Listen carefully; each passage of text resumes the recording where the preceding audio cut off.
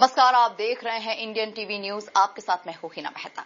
बिहार की राजनीति में एक बार फिर हलचल तेज हो गई है। नीतीश कुमार के इस्तीफे को लेकर सियासी पारा चढ़ता जा रहा है। विपक्ष के नेता तेजस्वी यादव ने इस पूरे घटनाक्रम पर हमला बोला। बिहार के मुख्यमंत्री नीतीश कुमार के इस्तीफे की खबर सामने आते ही राज्य की राजनीति में घमासान मच गया है। राष्ट्रीय जनता दल के नेता तेजस्वी यादव ने नीतीश कुमार पर तीखा हमला बोलते हुए कहा कि ये इस्तीफा जनता के जनादेश के साथ विश्वासघात है। तेजस्वी यादव ने आरोप लगाया कि नीतीश बार बार अपनी राजनीतिक सुविधा के अनुसार पाला बदलते रहते हैं और जिससे बिहार की जनता खुद ठगा हुआ महसूस कर रही है। उन्होंने कहा कि ये सिर्फ सत्ता की राजनीति है जिसमें जनता के हितों को नजरअंदाज किया जा रहा है। वहीं जेडीयू और बीजेपी की ओर से भी जवाबी हमले शुरू हो गए हैं। सत्ताधारी दल के नेताओं का कहना है कि नीतीश कुमार का ये फैसला राज्य के हित में लिया गया है और इससे बिहार में स्थिर सरकार बनेगी। राजनीतिक जानकारों का मानना है कि नीतीश कुमार के इस कदम से बिहार की सियासत में नए समीकरण बन सकते हैं। आने वाले दिनों में गठबंधन की तस्वीर और साफ हो सकती है। फिलहाल नीतीश कुमार के इस्तीफे ने बिहार की राजनीति में भूचाल ला दिया है और अब सबकी नजरें इस बात पर टिकी है कि आगे कौन सा राजनीतिक समीकरण बनता है।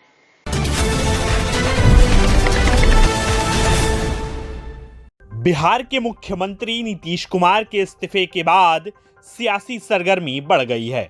बिहार विधानसभा नेता प्रतिपक्ष तेजस्वी यादव ने कहा, हम लोग शुरू से कहते रहे हैं कि चुनाव के बाद नीतीश कुमार बिहार के मुख्यमंत्री नहीं बनेंगे। इनको केवल 2-3 महीने के लिए मुख्यमंत्री बनाया गया और अब हटा रहे हैं। भाजपा के लोगों ने ठगने का काम किया है। सुनिए तेजस्वी यादव ने क्या कहा। जिस तरीके से आज दिए, क्या कहेंगे? सर्टिफिकेट लेने भी नहीं गए। देखिए, हम लोग शुरू दिन से ये कहते रहे हैं कि चुनाव के बाद नीतीश कुमार जी बिहार के मुख्यमंत्री नहीं बनेंगे।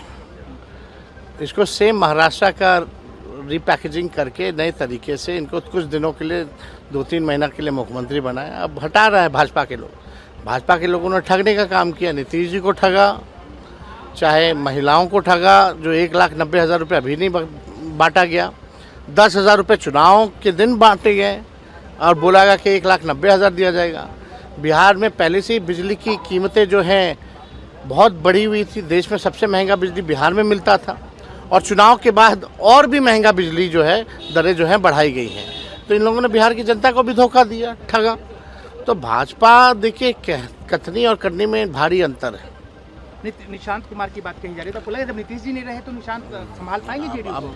अब तो ये तो उनकी काबिलियत बताएगी कि संभाल पाते नहीं पाते हैं। लेकिन हमारी ये सोच है कि कोई भी नौजवान राजनीति में आता है तो हम उसका स्वागत करते हैं। आपको दुख है इस बात का कि जिस तरीके से नीतीश जी की विदाई हुई, ऐसी विदाई नहीं होनी चाहिए थी? पहले से सबको तय था। जब महागठबंधन, जब नीतीश कुमार जी ने इंडिया अलायंस जब छोड़ा लोकसभा चुनाव से ठीक पहले, तभी तय था कि नीतीश कुमार जी को बिहार में ये लोग रहने नहीं देंगे। तेजस्वी के इस बयान के बाद जीतन राम मांझी, जनार्दन सिंह सिग्रीवाल और अन्य नेताओं ने भी अपनी बात कही।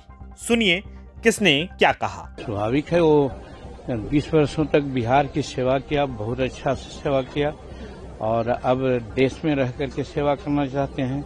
हर आदमी की अपनी अपनी इच्छा होती है और उनके दिमाग में इच्छा थी कि हमारे जितने भी कॉन्स्टिट्यूशनल हाउसेज है, जैसे बिहार में 2 हाउसेस हुआ, एमएलसी और एमएलए का, माने विधानसभा, विधान परिषद, वैसे ही भारत में हमारा है लोकसभा और राज्यसभा।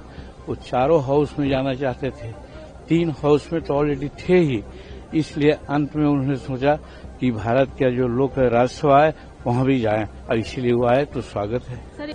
देखिए, पहले तो इस्तीफा की बात है तो इस्तीफा तो एक प्रक्रिया है। जब हम दूसरे सदन के लिए चुने जाते हैं तो एक जिस सदन में पहले वर्तमान में तो उसे हमें इस्तीफा देना पड़ता है। तो उस निमित्त राज्यसभा के लिए माननीय हमारे राष्ट्रीय अध्यक्ष जी नितिन नवीन जी, हमारे माननीय मुख्यमंत्री नीतीश कुमार जी राज्यसभा के लिए चुने गए हैं।